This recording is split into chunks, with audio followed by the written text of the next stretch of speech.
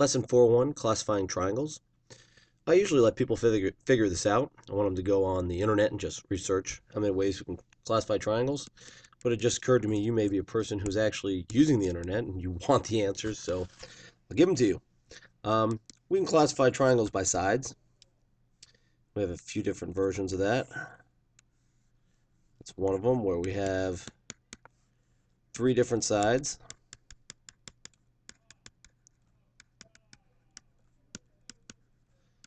We call that a scalene triangle. Triangle has 3 different sides.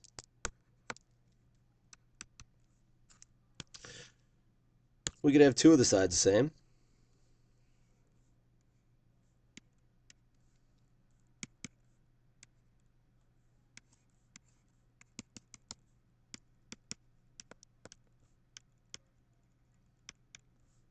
We call that an isosceles triangle. We'll be talking about that more later in the unit.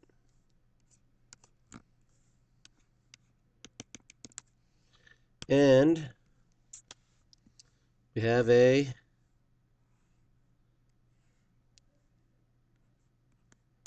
three sides the same.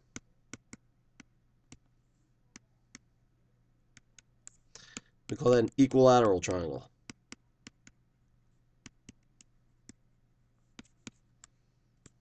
So, slow down for a second. Those are by sides. So 1 side the same, 2 sides the same, 3 sides the same. We can also classify triangles by angles, and we'll do that next. And there are 4 ways to do it by angles. You'll see why in a moment. People usually put them in this order. This is an acute triangle. All angles are less than 90 degrees. We'll write it as less than 90 degrees. Now you can't actually tell that 110% sure just looking at it.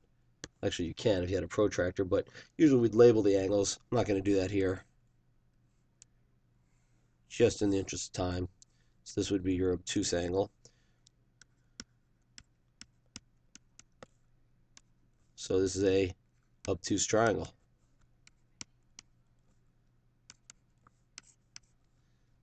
That has 1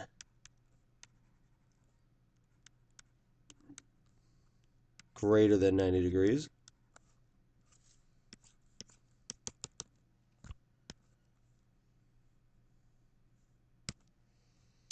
We could also have a triangle that looks like this. It has a right angle. That's a right triangle. It has 1 right angle.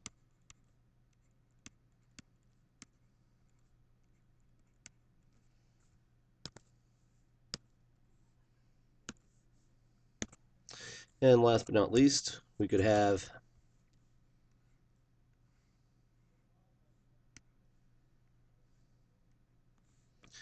a equiangular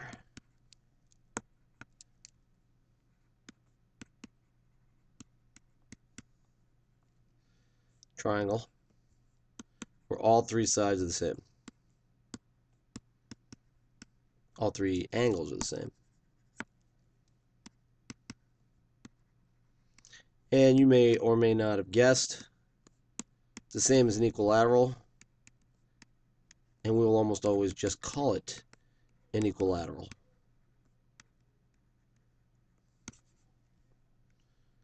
Something we do typically.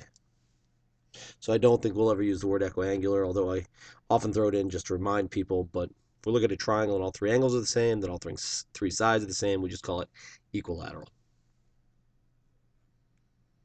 So now how do we label a triangle? Well, these things you may remember are called the vertices. Singular is vertex. Each one's a vertex.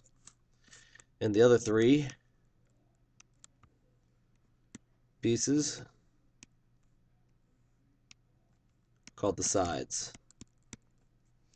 And we like to say that B, vertex B, is opposite. We'll write it like that. Side AC. A is opposite side BC. C is opposite side AB. That's it. So now we'll try another lesson. So these are squeezed to do. This is lesson 4.2, angle measures of triangles. So there's a nice little exercise you can do. It's described right here.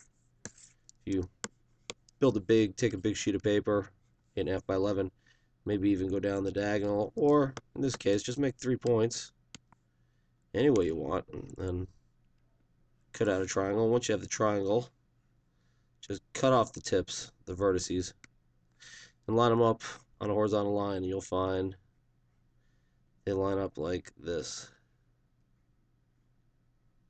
They make a perfect 180 degrees. So this is one of the big things in geometry.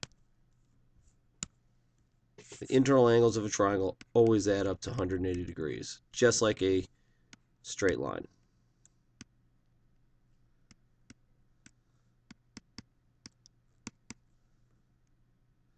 One of the few things you have to truly memorize. If you forget it, you can have problems. But once you know it, it makes your life a lot easier. So you can do things like 60 and 40 and 78 add up to 180. And 65 and 50 and 75 add up to 180. I sure hope I'm doing these correctly. It doesn't look like I am.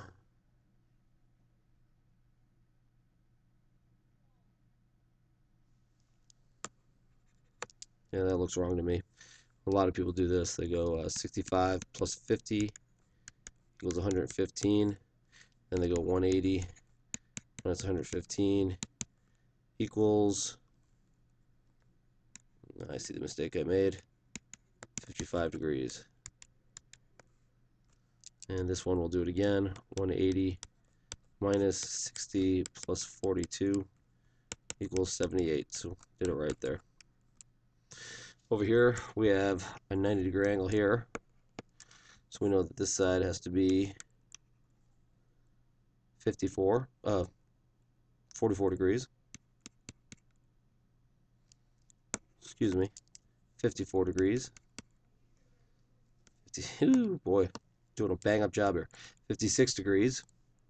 And then we'll know that this is a right triangle, so this has to be 56 degrees. And this has to be 34 degrees. So you'll see lots and lots of problems like this where you have to add them up to 180, you have to do it quickly, you have to do it accurately. Apparently I should use a calculator, so. And angle 1 is called an external angle.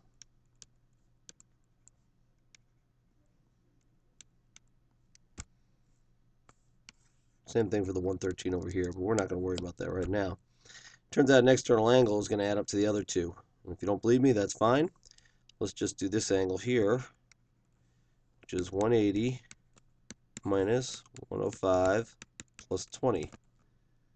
So that equals 55 degrees. And if we did 180 minus 55, since this is a linear pair right here, we'd find that angle 1 is 125 degrees, which is these two added together. I very rarely teach that theorem. I let people figure it out for themselves. But also, if you'd like to just do this sort of thing, well, what plus 113? 67 degrees, I believe. And now I look at this and say, oh, it's a triangle, so it's 66 degrees. They have to all add up. Then I double check. This is 133 plus 47. 47 plus 66 is 113, so these all check out. That's another way to do it. You're going to get a lot of practice on these, so make sure you understand it, have a calculator handy, or just get good at adding things up to 180 in your head. Good luck.